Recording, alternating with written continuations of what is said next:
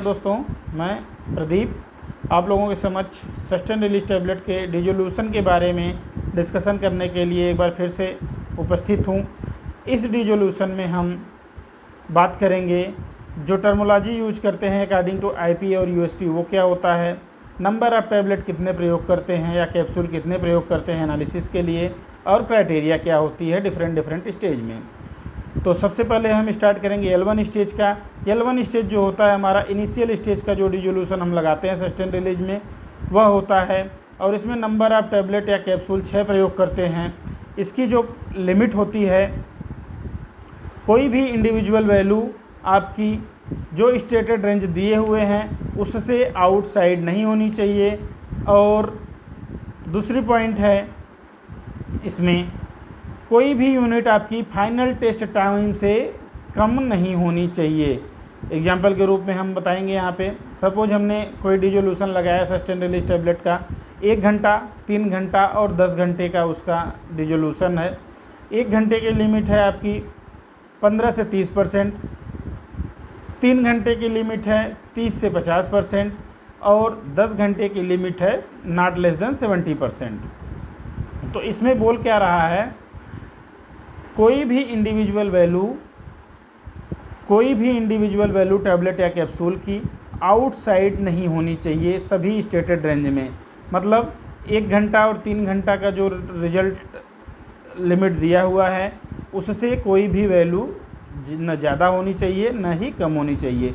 जैसे 15 से 30 दिया हुआ है फर्स्ट आवर में, तो उसका रिलीज 15 से 30 के बीच में होनी चाहिए, न 15 से कम होना चाहिए न 30 से ज़्यादा होना चाहिए। और फाइनल टेस्ट टाइम की बात जो कर रहा है, फाइनल टेस्ट टाइम का मतलब 10 घंटे का जो लिमिट दिया हुआ है, सब जैसे सपोज मैंने बोला कि 70% से कम नहीं होना चाहिए, 70% से कम कोई भी यूनिट नहीं होनी चाहिए। अगर कोई भी वैल्यू स्टेटेड रेंज से आउटसाइड जाती है और फाइनल टेस्ट टाइम से कम आती है तो हम फर्दर एनालिसिस करेंगे L2 स्टेज में। L2 स्टेज में क्या करते हैं, फर्दर 6 टैबलेट लगाते हैं। अब यहाँ पर क्या होता है, एवरेज किया जाता है। L1 प्लस L2 का एवरेज जो होता है, the average value of 12 unit L1 plus L2 lies within each of the stated range and is not less than the stated amount at the final test time.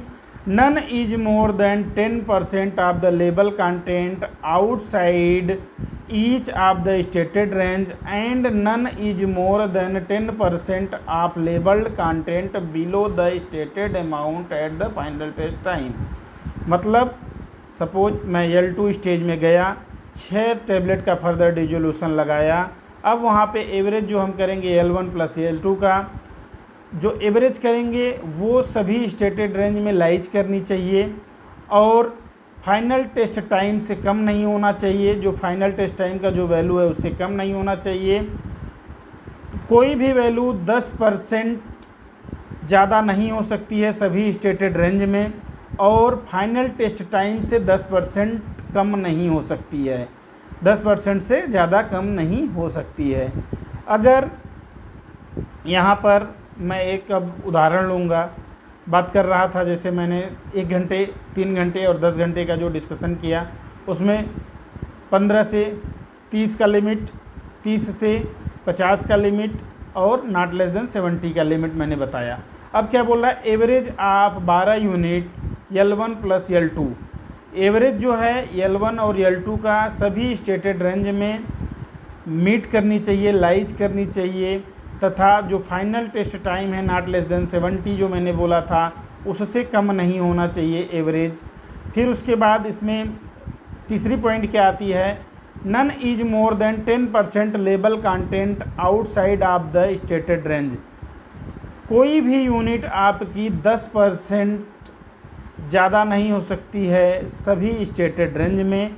तथा चौथा point इसमें आएगा, none is more than 10% label content below the stated amount at the final test time. 10% कोई भी unit 10% से कम नहीं होनी चाहिए फाइनल टेस्ट टाइम से। मतलब 70% का जो मैंने लास्ट इंटरवल का बोला, तो 70% का 10% निकालिए 7 हो गया, मतलब 63% से बिलो कोई भी यूनिट नहीं होनी चाहिए। अब अगर इस तरह से कोई भी वैल्यू देखने को मिलता है जो आउटसाइड गया हो एवरेज वैल्यू का, या फाइनल टेस्ट टाइम से कम आया हो एवरेज में, या 10% से सभी स्टेटेड रेंज की जो वैल्यू है 10% से ज़्यादा आउटसाइड चली गई है, या 10% फाइनल टेस्ट टाइम का जो रिज़ल्ट है उससे 10% से ज़्यादा बिलो चली गई है, तब वहाँ पे क्या करते हैं, हम L3 स्टेज की एनालिसिस करते हैं। L3 स्टेज में फर्दर 12 टैबलेट का एनालिसिस करते हैं। इसमें जो क्राइटेरिया है इसकी, the average value of 24 unit, मतलब एवरेज वैल्यू जो 24 यूनिट का है, L1 + L2 + L3 lies within each of the stated range, सभी स्टेटेड रेंज को क्या करना चाहिए, मीट करना चाहिए, and is not less than the stated amount at the final test time, stated amount जो फाइनल टेस्ट टाइम का है उससे कम नहीं होनी चाहिए। अब इसमें दूसरा पॉइंट बनता है, not more than 2 of 24 unit are more than 10% of the label content outside each of the stated range, not more than 2 of 24 unit are more than 10% label content below stated amount the final test time। मतलब जो average हम करेंगे 24 unit का, सभी stated range को meet करनी चाहिए और फाइनल टेस्ट टाइम से कम नहीं होनी चाहिए। 24 टैबलेट में दो टैबलेट से ज़्यादा 10% दो टैबलेट 10% सभी स्टेटेड रेंज में ज़्यादा हो सकती है, तथा कोई भी 2 टैबलेट फाइनल टेस्ट टाइम जो उसका दिया हुआ है उससे 10% बिलो हो सकती है, उससे ज़्यादा नहीं होनी चाहिए। फिर उसके बाद अगला पॉइंट इसमें क्या आता है, कोई भी यूनिट आपकी 24 यूनिट में से कोई भी यूनिट आपकी किसी भी स्टेटेड रेंज में 20% नहीं होनी चाहिए, आउटसाइड या बिलो साइड में 20% नहीं होनी चाहिए सभी स्टेटेड रेंज में, तथा फाइनल टेस्ट टाइम जो है उससे कोई भी यूनिट 20% कम नहीं होनी चाहिए। धन्यवाद।